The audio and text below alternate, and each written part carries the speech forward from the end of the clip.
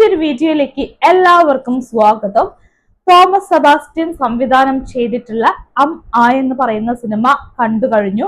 Actually cinema ഇപ്പം തിയേറ്ററിലില്ല, ഈ ആഴ്ച റിലീസായ മൂവി ഒന്നുമല്ല. ഈ ഒരു വർഷം 2025 മൂവി തിയേറ്ററിൽ വന്നിട്ടുണ്ടായിരുന്നത്. ഇപ്പം പ്രദർശിപ്പിച്ചുകൊണ്ടിരിക്കുന്നത് നമ്മുടെ ആമസോൺ പ്രൈമിനകത്താണ്.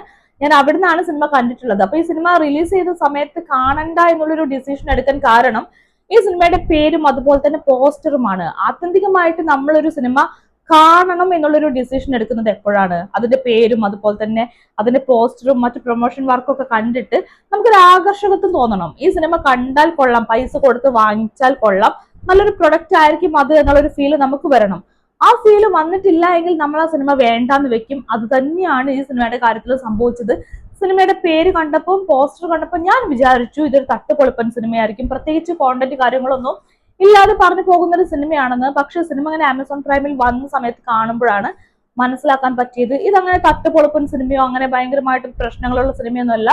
ഒരു നല്ല സിനിമയാണ്. നല്ല രീതിക്ക് അവർ മേക്ക് ചെയ്തിട്ടുണ്ട്, നല്ല രീതിക്ക് അവർ ഡയലോഗ്സ് ഒക്കെ കാര്യങ്ങളൊക്കെ കൈകാര്യം ചെയ്തിട്ടുണ്ട്, ആർട്ടിസ്റ്റുകൾ അഭിനയിച്ചിട്ടുണ്ട്. അപ്പൊ ഒരുപാട് ക്വാളിറ്റീസ് എടുത്ത് പറയാനുള്ള മൂവി ആയിട്ടാണ് പേഴ്സണലി എനിക്ക് ഫീൽ ചെയ്തിട്ടുള്ളത്. കവിപ്രസാദ് ഗോപിനാഥാണ് സിനിമയുടെ തിരക്കഥ ചെയ്തിട്ടുള്ളത്. ഈ സിനിമയ്ക്കകത്ത് തിരക്കഥയിൽ കുറെ പ്രശ്നങ്ങളൊക്കെ എനിക്ക് ഫീൽ ചെയ്തിട്ടുണ്ട്. പല സീൻസും അവിടെ വേണ്ടായിരുന്നു തോന്നിയിട്ടുണ്ട്. എന്തിനങ്ങനെ ഒരു സീൻ ഉൾപ്പെടുത്തി അങ്ങനെയൊക്കെ ഫീൽ ചെയ്തിട്ടുണ്ട്. ചില കാര്യങ്ങളിൽ ക്ലാരിറ്റി കിട്ടിയിട്ടില്ല. അത് സ്ക്രീൻ പ്ലേയുടെ പ്രശ്നങ്ങളായിട്ട് ഞാൻ മാറ്റി വെക്കുകയാണ്. പക്ഷെ ഇതിന്റെ ഡയലോഗ്സിലേക്ക് വരുന്ന സമയത്ത് വളരെയധികം മൂർച്ചയേറിയ ഡയലോഗ്സ് എന്നൊക്കെ പറയും. അതായത് ഭാഷാ വൈദഗ്ധ്യം എന്ന് പറയുന്ന ഒരു സംഭവമുണ്ട്. നമ്മൾ ഭാഷകൾ കൊണ്ട് ഭയങ്കരമായിട്ട് അമ്മാനുമാടും അത് പറയില്ലേ. ഇതിനകത്ത് പലപ്പോഴും ജാഫറിഡിക്കൊക്കെയാണ് അത് ഏറ്റവും നന്നായിട്ട് പുള്ളിക്കാരൻ ചെയ്ത കഥാപാത്രമാണ് ഈ ഭാഷാ വൈദഗ്ധ്യം എന്ന് പറയുന്നത് ഏറ്റവും നന്നായിട്ട് ഈ സിനിമയിൽ പ്രകടമാക്കിയിട്ടുള്ളത്. ഇത് കവന്തയാണ് ഇതിന്റെ ലൊക്കേഷൻ ആയിട്ട് വരുന്നത്. ഇടുക്കി ജില്ലയിലെ മലയോര പ്രദേശമാണ്. അപ്പൊ ഈ കവന്തയിൽ നടക്കുന്ന ചില സംഭവങ്ങളും നിഗൂഢത, മാതൃത്വം, അങ്ങനെ കുറെ സംഭവങ്ങൾ പറയുന്നുണ്ട്. ഫീൽ ഗുഡ് ആണെന്ന് തോന്നിക്കും, എന്നാൽ അതേസമയം തന്നെ സസ്പെൻസും കാര്യങ്ങളും ഉണ്ട്. അതേസമയം തന്നെ ഭയങ്കരമായിട്ടുള്ള ഒരു ഇൻവെസ്റ്റിഗേഷൻ സംഭവങ്ങളുണ്ട്. എല്ലാം ഒരുപോലെ കൊണ്ടുപോയിട്ടുള്ള സിനിമയാണ്. അപ്പോൾ അവിടുത്തെ ഒരു ഭൂമിക, ആ ഒരു കഥാപശ്ചാത്തലം ഒക്കെ വെച്ചിട്ട് ഈ ഭാഷ എന്ന് പറയുന്ന സംഭവത്തെ വളരെ വിദഗ്ധമായിട്ടാണ് കവിപ്രസാദ് ഗോപിനാഥ് എന്ന് പറയുന്ന റൈറ്റർ ഇതിനകത്ത് യൂസ് ചെയ്തിട്ടുള്ളത്. അത് പ്രത്യേകം നോട്ട് ചെയ്ത സംഭവമാണ്. അതുപോലെ തന്നെ ഈ ഒരു മൂവി ഇങ്ങനെ പറഞ്ഞു പോകുന്ന കഥ എന്ന് പറയുന്നത് സറോഗസി കാണിക്കുന്നുണ്ട്, മാതൃത്വം കാണിക്കുന്നുണ്ട്, ഇൻവെസ്റ്റിഗേഷൻ കാണിക്കുന്നുണ്ട്. സ്റ്റീഫൻ എന്ന് പറയുന്ന നമ്മുടെ ദിലീഷ് പോത്തൻ ചെയ്യുന്ന കഥാപാത്രമാണ് കഥയെ മുൻപോട്ട് കൊണ്ടുപോകുന്നത്. അപ്പൊ പുള്ളിക്കാരന്റെ ഒരു പോസിറ്റീവായിട്ടുള്ള സംഭവം ഇതിനകത്ത് പുള്ളിക്കാരൻ വളരെ ഭംഗിയായിട്ട് അഭിനയിച്ചു. അപ്പൊ കുറച്ച് കാലങ്ങളായിട്ട് പുള്ളിക്കാരൻ ചെയ്യുന്ന കഥാപാത്രങ്ങളൊക്കെ കാണുമ്പോൾ പലപ്പോഴും പേഴ്സണലി എനിക്കൊരു മടുപ്പ് ഫീൽ ചെയ്യാറുണ്ട്. അതായത് ഒരേ രീതിക്കുള്ള പെർഫോമൻസ് ആണ് കാണിക്കുന്നത്. പക്ഷെ ഇതിനകത്തുള്ള റോഡ് നിർമ്മാണവുമായി ബന്ധപ്പെട്ട് സൂപ്പർവൈസർ എന്നൊക്കെ പറഞ്ഞു വരുന്ന സ്റ്റീഫൻ എന്ന് പറയുന്ന കഥാപാത്രം കുറച്ചും കൂടി യൂണീക്കായ രീതിയിലാണ് പുള്ളിക്കാരൻ കൈകാര്യം ചെയ്തിട്ടുള്ളത്. ആ ഒരു കഥാപാത്രമായിട്ടുള്ള പുള്ളിക്കാരന്റെ പെർഫോമൻസും കാര്യങ്ങളൊക്കെ പേഴ്സണലി എനിക്ക് ഇഷ്ടമായിട്ടുണ്ട്. പിന്നെ അതിനകത്ത് പ്രധാന നായിക കഥാപാത്രമായിട്ടുള്ള അമ്മിണിയമ്മയായിട്ട് വന്നിട്ടുള്ളത് ദേവദർശിനിയാണ്. ഇതിനകത്ത് ഏറ്റവും അധികം മിസ്കാസ്റ്റ് ചെയ്യപ്പെട്ടു എന്ന് എനിക്ക് പേഴ്സണലി ഫീൽ ചെയ്തിട്ടുള്ളത് ഈ ഒരു കഥാപാത്രമാണ്. ഈ പ്രായമുള്ള കഥാപാത്രം എന്ന് പറയുമ്പോൾ ചുമ്മാ അവശത കാണിക്കുക, കുറെ ചുമക്കുക, വയ്യായിക കാണിക്കുക, അതല്ല പ്രായമുള്ള കഥാപാത്രം എന്ന് പറയുന്നത്. അവരുടെ മുഖത്തേക്കും അവരുടെ ശരീരത്തിലേക്ക് നോക്കുമ്പോൾ നമുക്ക് കൂടി തോന്നണം ഇവർക്ക് അവശത വന്നു, പ്രായമായി, ഇവർക്ക് ആയുസ് മുൻപോട്ടില്ല, അതൊക്കെ നമുക്ക് ഫീൽ ചെയ്യണം. അതുപോലെ തന്നെ മാതൃത്വം എന്ന് പറയുന്ന സംഭവമാണ് ദേവദർശിനിയുടെ ഈ ഒരു ക്യാരക്ടറിൽ ഏറ്റവും അധികമായിട്ട് വരേണ്ട സംഭവം. പക്ഷെ ഇത് ഈ അവശത കാണിച്ച് അത് ഭയങ്കര ആർട്ടിഫിഷ്യൽ ആയിട്ടാണ് ഫീൽ ചെയ്യുന്നത്. ചുമയ്ക്കുന്നു, കുറെ കിതയ്ക്കുന്നു, അങ്ങനെ ആർട്ടിഫിഷ്യൽ ആയിട്ട് കാണിക്കുന്നതിന്റെ ഇടയ്ക്ക് മാതൃത്വം എന്ന് പറയുന്ന സംഭവം ഇല്ല. ഒരു കുട്ടിയെ തൊട്ടടുത്ത് കിട്ടിയിട്ടും ആ കുട്ടിയെ കയ്യിൽ പിടിക്കുന്ന സമയത്ത് പോലും നമുക്കിങ്ങനെ അമ്മമാർക്ക് ഒരു അമ്മ സ്നേഹം കൊടുക്കാനുള്ള ഫീൽ വരണ്ടേ? ആ ഒരു അമ്മ സ്നേഹം എന്ന് പറയുന്ന സംഭവം ഇല്ല. ഒരു അമ്മയ്ക്ക് ഒരു കുട്ടിയെ സ്നേഹിക്കാനുള്ള ഒരു കൊതി എന്ന് പറയുന്ന സംഭവം ഉണ്ട്.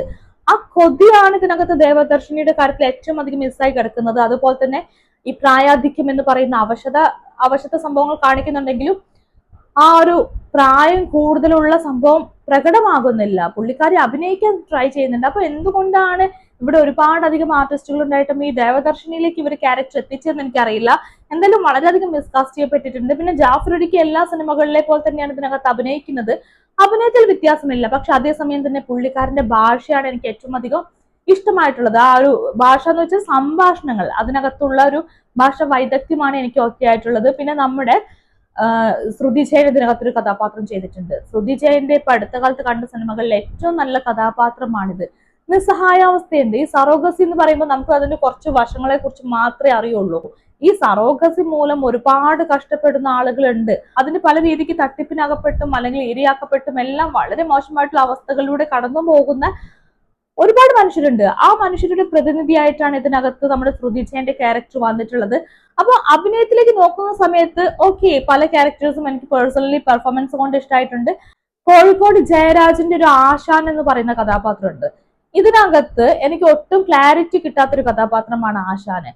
ആശാൻ എന്തിനു വേണ്ടിയിട്ട് അമ്മിണിയമ്മയുടെ കൂടെ നിൽക്കുന്നു, അതിന് ഡെപ്ത് ഉള്ളൊരു കാരണം വേണ്ട. ആ കാരണം എനിക്ക് ഓക്കെ കൺവേ ആയിട്ടില്ല. അതേപോലെ തന്നെ ആശാന് തന്റെ ഒരു ലളിതഗാനവുമായിട്ട് ബന്ധപ്പെട്ട സംഭവം കാണിക്കുന്നുണ്ട്. ഒരു റേഡിയോ കൊണ്ട് ഇങ്ങനെ കാത്തിരിപ്പുണ്ട്. ആ കാത്തിരിപ്പിന്റെ ഒടുവിൽ ലളിതഗാനം, പുള്ളിക്കാരന്റെ പാട്ട് റേഡിയോയിൽ വരുന്ന സമയത്ത് നമുക്കത് സന്തോഷം ഫീൽ ചെയ്യണം. ഇതൊക്കെ ആത്യന്തികമായിട്ട് ഓഡിയൻസിനാണല്ലോ സന്തോഷം ഫീൽ ചെയ്യേണ്ടത്. ആ സംഭവങ്ങളൊന്നും ഇതിനകത്ത് എനിക്ക് ഫീൽ ചെയ്തിട്ടില്ല. അപ്പൊ ആ ഒരു ലളിതഗാനം സംഭവം കാണിക്കുമ്പോഴും ആ പാട്ട് വരുമ്പോഴുള്ള ആശാന്റെ സന്തോഷം കാര്യങ്ങളൊന്നും എനിക്ക് വർക്കായിട്ടില്ല. അപ്പൊ എന്തിനാണ് ഈ ആശാൻ എന്ന് പറയുന്ന കഥാപാത്രത്തെ അവിടെ പ്ലേസ് ചെയ്യേണ്ട കാര്യമെന്നും ഈ പറയുന്ന പോലെ ക്വസ്റ്റ്യനബിൾ ആയിട്ട് കിടക്കുന്നുണ്ട്. നവാസ് വള്ളിക്കുന്ന് ചെയ്യുന്നത് സുബിൻ എന്ന് പറയുന്ന കഥാപാത്രം. ഈ പറയുന്ന പോലെ നവാസ് വള്ളിക്കുന്നിന്റെ മറ്റു സിനിമകൾ, ഈ അടുത്ത കാലത്തായിട്ട് ഇറങ്ങുന്ന മറ്റു സിനിമകൾ വെച്ച് നോക്കുകയാണെങ്കിൽ അത്രയ്ക്ക് വെറുപ്പിക്കൽ കാര്യങ്ങളൊന്നുമില്ല, വൃത്തിക്ക് ചെയ്തിട്ടുണ്ട്. പല സിനിമകളിലും ഭയങ്കര ഓവറായിട്ട് ഫീൽ ചെയ്യാറുണ്ട്. പക്ഷെ ഇതിനകത്ത് അങ്ങനെയൊന്നുമില്ല. അപ്പൊ ഓൾമോസ്റ്റ് ഒരുവിധം എല്ലാവരും നന്നായിട്ട് അഭിനയിച്ചിട്ടുണ്ട്. ഇനി ഈ സിനിമയിൽ ഒരു വലിയ പോരായ്മ സംഭവം ഞാൻ പറയാം. അത് ഇതിന്റെ പശ്ചാത്തല സംഗീതമാണ്. ഗോപി സുന്ദറാണ് ഇതിന്റെ പശ്ചാത്തല സംഗീതം ചെയ്തിട്ടുള്ളതാണ് ഏറ്റവും രസകരമായ കാര്യം. അതായത് ഈ സിനിമ പറയുന്ന ഒരു സസ്പെൻസ് ഉണ്ട്, അല്ലെങ്കിൽ ഏത് തരം ഇമോഷൻസ് ആണെങ്കിലും നിഗൂഢതയാണെങ്കിലും എന്തോ ആവട്ടെ, അതിന്റെ ഭംഗി ഏറ്റവും കൂടുതലായിട്ട് ഇല്ലാണ്ടാക്കുന്നത് ഇതിന്റെ ബാക്ക്ഗ്രൗണ്ട് സ്കോർ ആണ്.